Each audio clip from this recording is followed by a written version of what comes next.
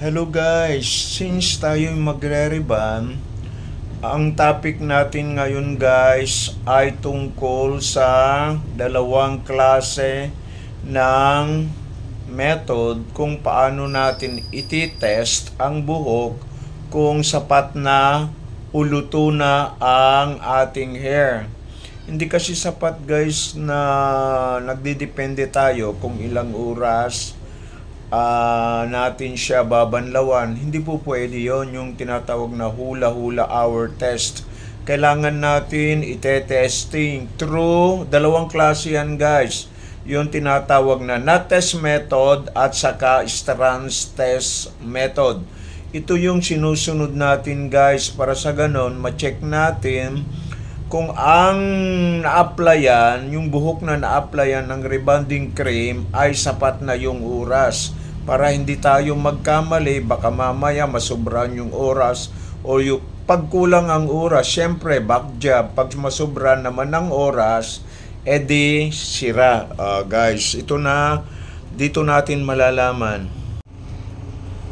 Ayan guys, ang unang nating gagawin testing ay the NOT method testing.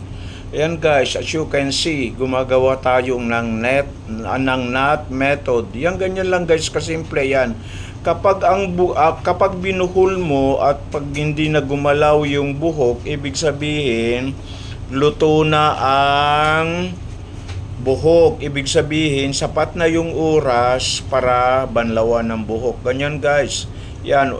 Pero hindi lang sa isang part natin inuulit. Kailangan sa likod, sa dalawang side. Para sa ganun, makikita natin kung talagang yan. Ganyan guys ang NOT method. Yan. Yun yung NOT.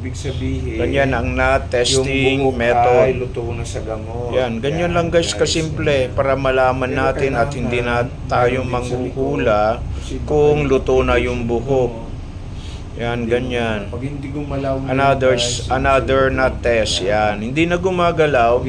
Ibig sabihin guys, luto na yung ano buhok. naman guys, Pwede na natin siyang banlawan. Ang gagawin naman natin guys ay strands test. Kukuha tayo ng isang pirasong buhok. Yan guys, oh, yan. Then pagkatapos unatin natin yan, oh, yan yun, oh.